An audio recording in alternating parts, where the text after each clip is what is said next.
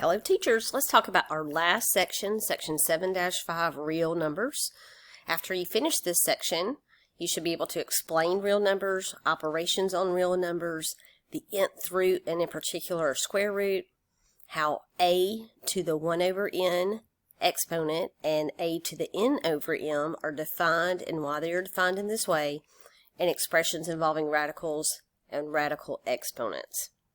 So every rational number can be expressed as either a terminating decimal or a repeating decimal, and we've had sections that covered both of those independently. It was the ancient Greeks who discovered numbers that are non-terminating and non-repeating decimals. Such numbers are called irrational numbers. So that's really what we're talking about in this section, is irrational numbers, which builds the real numbers. Characteristics of irrational numbers: there must be an infinite number of non-zero digits to the right of the decimal point. So imagine that. There's no repeating pattern, and it goes on forever. So there cannot be a repeating block of digits, so there is no repetend in the decimal. Irrational numbers occur in the study of area. So this is originally how they popped up. The area of a square is calculated using the formula A is equal to side squared. So you know the formula for the area of a rectangle is just length times width. Well, you're dealing with a square. All the sides are the same length, so it's just side times side. Now if S were 11 in this case, then you would do 11 times 11 to get 11 squared, or 121. Conversely, if we know the area, we can calculate the length of a side of the square. So if we know, for instance, the area is 49, then we can take the square root of 49. Now here's the thing. The square root of 49 is either 7 or negative 7. Why? Because both of those would work, right? So if you took negative 7 and squared it, that would give you 49. And if you took positive 7 and squared it, that would also give you 49. So s squared equals 49 has two solutions. But when you're talking about the distance of a side or the length of a side, then only the positive one, and notice they say it as non-negative because the length, I guess, could be 0, right? So the length of a side cannot be negative. Therefore, positive 7 is the only solution to this area problem. A square root of a non-negative number, a, is a number x such that x squared equals a. Okay, so square root, now we have notation for it. And again, as long as we know that x squared equals a, okay, then x is the square root. So x is the square root of a. Okay, now we have something called the principal square root. So if a is any non-negative number, the principal square root of a, denoted, notice the notation here, so you have that square root symbol, is the non-negative number x such that x squared equals a. So it's a subtle difference here. If you are given x squared equals a, there's going to be two solutions for that. Okay, so for instance, if I gave you, again, x squared equals 49, then we know x is equal to 7 and x is equal to negative 7. On the other hand, if I give you the square root of 49, that's what we call the principal square root, and only the positive 7 applies. Okay, so when you see principal square root, and if you use the notation square root symbol, then it's the positive number. Okay, or the non-negative number, because it could be 0 again. Okay, for the following, the square roots, find the following, not for the following, let's find the following. So the square roots of 144. So we're saying if x squared equals 144, what values would make that work? Well, negative 12 would work, and so would positive 12. So the square roots of 144 is negative 12 and positive 12. On the other hand, the principal square root of 144, you could write it this way, is only the positive 12. Okay, and then if we evaluate on the bottom, the last question, the square root of 4/9 you are allowed to take the square root of the numerator and denominator separately. So the square root of 4 is 2, and the square root of 9 is 3. And when you see that notation, that is only the principal square root. So there's two ways they could ask you the principal square root. Either they could type it, principal square root, or they could use the square root notation. And like always, I have these typed up, so we'll just check our results. So once again, the square root of 144, there's two answers, the negative and the positive version there. But the principal square root of 144 is 12, and then when it's asked with that square root symbol, that is also the positive or the principal square root, which is 2/3. Hey, you can have other roots too. So the nth root of x is denoted by, notice the notation, the nth root of x. So if I threw out an example, for instance, the cube root of 8 is the number that if we multiply it 3 times, so 2 times 2 times 2 gives me 8, then that is your answer. That's called the nth root of a number. So this would be the cube root of 8 is 2. It says if n is even, okay, and x is positive, then the principal nth root of x is positive. So let's make up an example to meet that. So if n is even, so let's say the 4th root, that's what they mean by that, okay, and then the principal nth root of x is positive. So if I put in here, for instance, 81. So what number do I multiply times itself 4 times, that's what the 4th root means, to get 81, and that would be the number 3. Now one way you could handle that is to break this down in prime factorization, and that would be the 4th root of 81 breaks down into 3 to the 4th power. And then you can see that these cancel each other out. The 4th root of 3 to the 4th is 3. Now what do we notice? The answer is positive. Okay.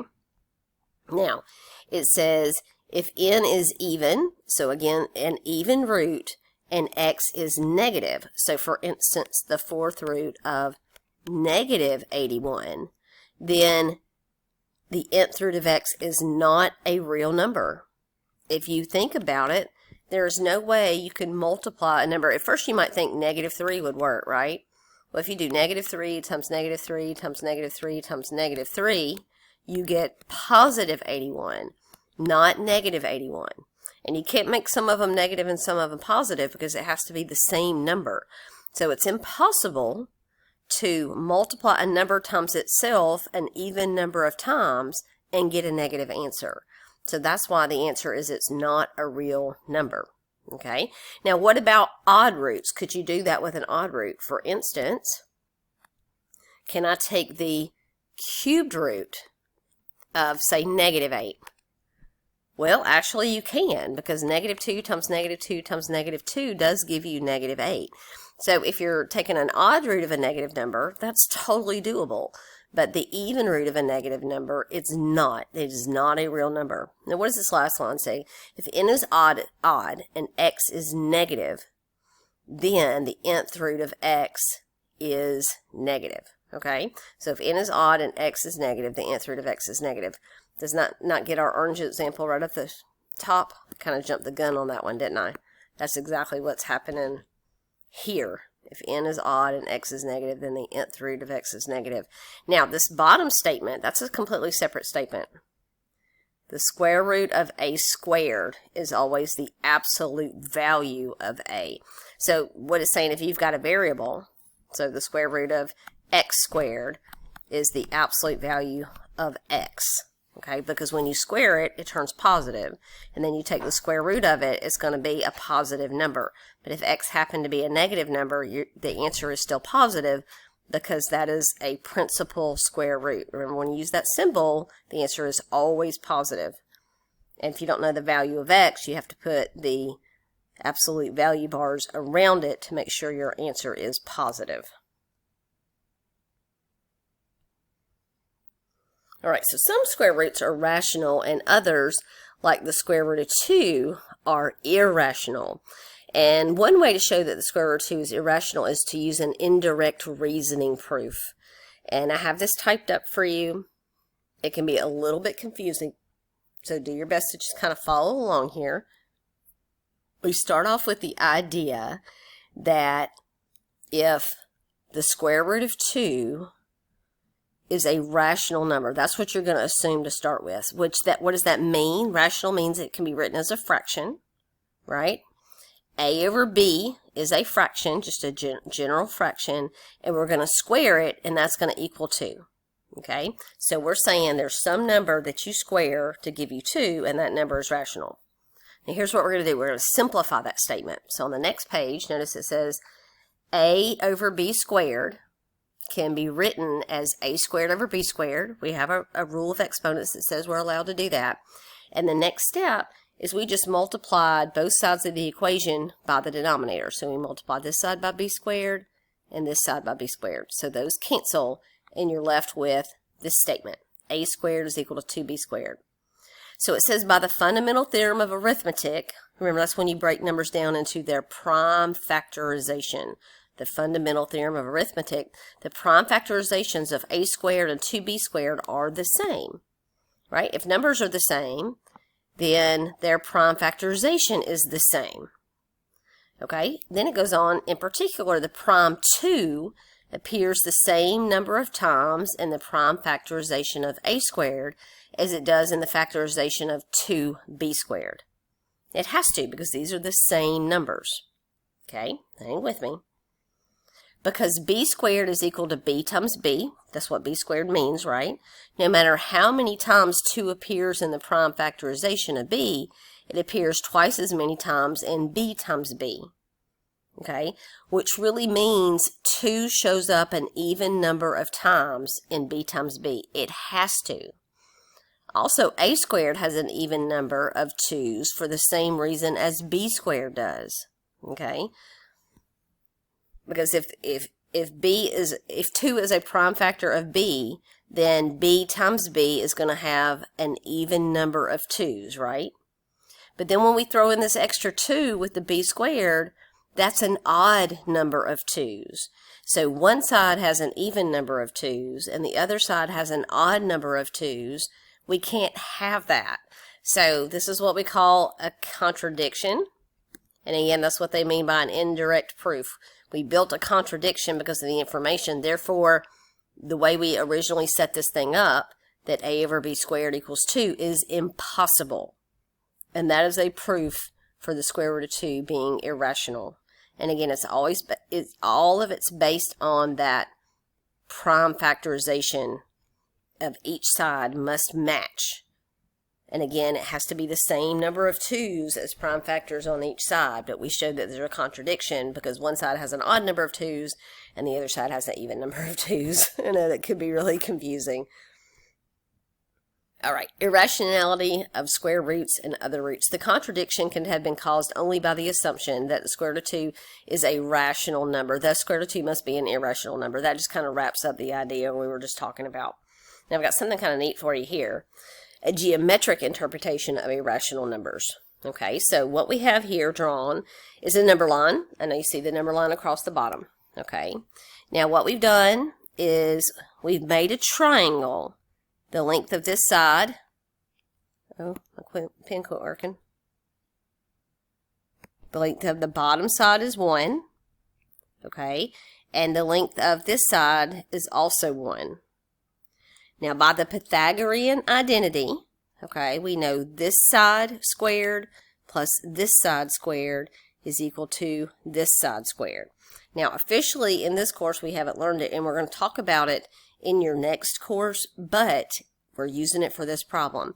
So I know that 1 squared plus 1 squared is equal to the hypotenuse squared. That is the Pythagorean theorem. 1 plus 1, well, 1 squared, and 1 squared is 1 plus 1. 1 plus 1 is 2, so now I have 2 is equal to c squared. I take the square root, so the square root of 2 is equal to c. Okay, so that's how they get this value over here. Now here's what we're doing. Picture you using a compass. So you put the corner of the compass right here, okay, at 0, 0. I'm making a green dot there. and you stretch it out, and you put the pencil part of the compass right here. So that point goes here, the pencil part goes here, and you just make an arc that comes down to here. Well, that length down there is the square root of 2. And notice it places it on the number line. So it's somewhere between 1 and 2. Clearly, from just the geometric interpretation, the square root of 2 has to be some number between 1 and 2. So the point Q can be found by marking an arc with center 0 and radius C, and that's what we've done here. Now this is a very cool figure. What it does is it constructs the square root of 2, the square root of 3, the square root of 4, which is 2, the square root of 5, the square root of 6. Okay, and square root of 2, square root of 3, those are irrational. So is the square root of 5, and so is the square root of 6. The square root of 4 is 2, and that's a rational number. But let me show you how this is built. Now you'll recognize this first triangle. Okay, so we have a 1 and a 1, and remember, use the Pythagorean theorem to get the square root of 2 on the other side. Now, here's what's happening here. Notice this length right here that I've got highlighted in aqua, the square root of 2, and they just built a 90-degree triangle, and we go up with a unit length of 1 again. Okay, so I'm going to use the Pythagorean theorem, again, that really shows up later in these courses. So square root of 2 squared plus 1 squared is equal to, again, this is the hypotenuse, so what I'm trying to do is find this line right here. Okay, so that is equal to C squared. Now we know the square root of 2 squared is 2, plus 1 squared is 1, is equal to C squared, which gives me 3 is equal to C squared, which means C is equal to the square root of 3. And that's what we found. Then we just do it again. So now I want to find the length of this line. Well, think about how it's constructed. I took a square root of 3 as one of my sides, so the square root of 3 squared, plus 1 over here is the other side, so 1 squared, and again that equals the hypotenuse, which is the one across from the 90-degree angle, C squared. Now the square root of 3 squared is 3, 1 squared is 1, equals C squared. That gives me 4 is equal to C squared, and that gives me that C is equal to the square root of 2. That's the one I have highlighted in orange. And then we do it again. Now, my bad, is 2, not the square root of 2. Getting carried away here. Okay, so this would be the square root of 4, which is 2. Now, again, I could do it again. I could find this side right here. How do I build that triangle? I use the square root of 4 squared, and then I use 1 squared over here. That's going to give me the square root of 5 squared. And then this one the same way would give me the square root of 6. Okay, not square root of 5 squared, but the square root of 6. So it's a really neat construction to build some irrational numbers. Okay. Now this is an interesting diagram that we're going to use to estimate the square root.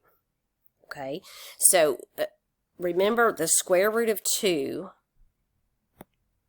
the square root of 2 squared is equal to 2. We know that. Now, if we pick other numbers, okay, like for instance 1 4/10 and square it, it's 1.96. Okay, so we know that's less than 2.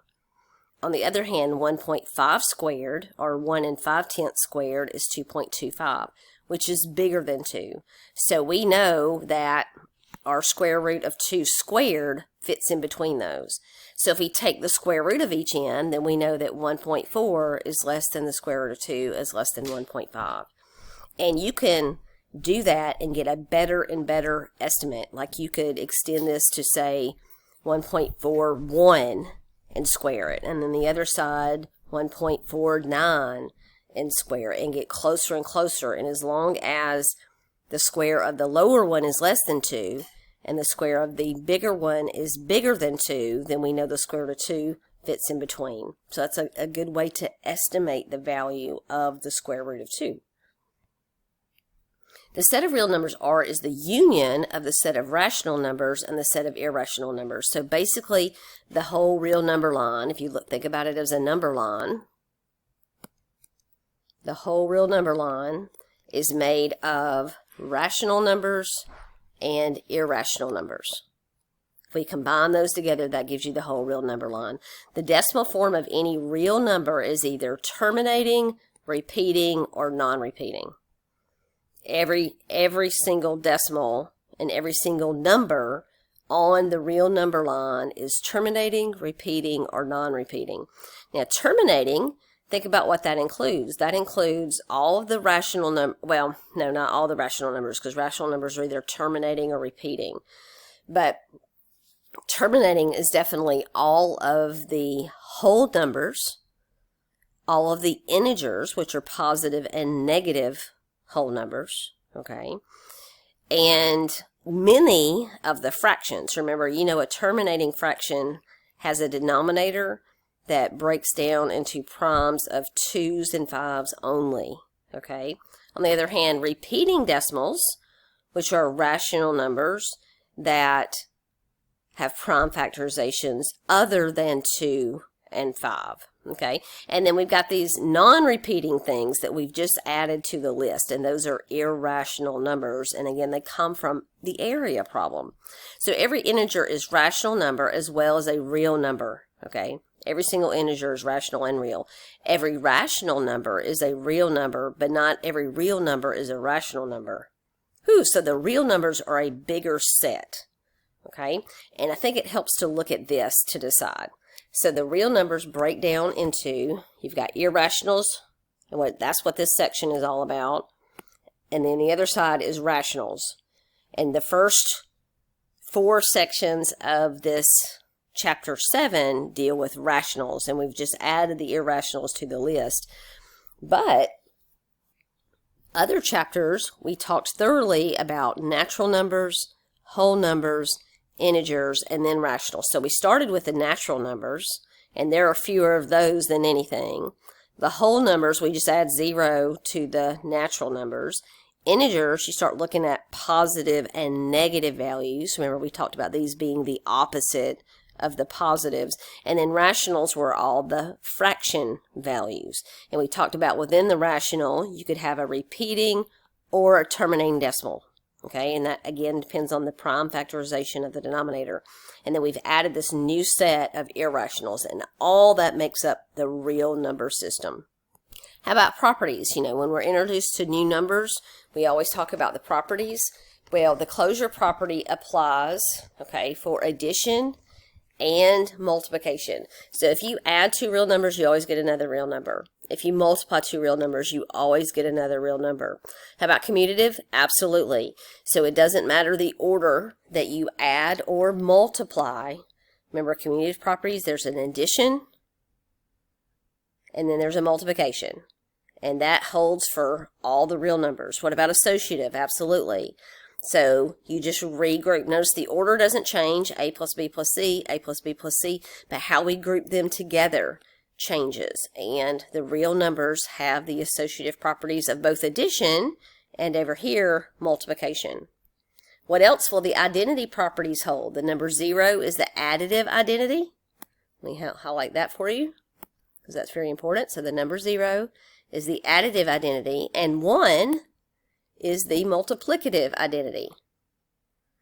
Now, remember what they are. If you add 0 to a number, you just get itself back, right? So 0 plus a equals a plus 0. They're the same thing. They're just a.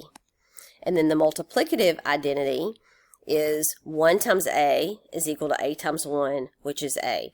So again, the multiplicative, the additive identity is right here, which is 0, and then the multiplicative identity is right here, is when you multiply by 1. What else? The inverse properties hold for every real number a. Negative a is the additive inverse. And so when you do an additive inverse, what you're trying to do is get the additive identity as the answer. Remember, 0 is the additive identity. So if you add a number's opposite, then that gives you 0. And of course, either order is commutative. Either order, you should get 0. And then there's a multiplicative inverse. And again, what do we multiply by to get the multiplicative identity, which is 1? You multiply by the reciprocal, which is 1 over a. Okay, if it's a fraction, it's just the reciprocal. You flip it upside down. If it's not a fraction, it's still the reciprocal, because the reciprocal of a over 1 is 1 over a. And notice you get 1 when you answer that question. All right, what about distributive? Yes, we still have the distributive property of multiplication over addition and subtraction. Okay, just like for integers, just like for rational numbers, the multiplication property of 0, if you multiply by 0, yes, the answer is 0 always. And what about this denseness property? For real numbers a and b, there exists a real number c such that it fits between a and b. You can always, always, always find a number that fits between two other numbers. Okay? I don't care how close together you think they are, you can always find another one that fits in between, and that's that denseness property. All right, now let's talk about some exponents. And I want you to take a good look at these exponents. These are what we call rational exponents, okay?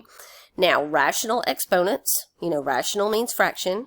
It looks like this, are defined to be this, okay? So let's give you an example here. If I wanted you to find the cubed root of 8, that is in radical form.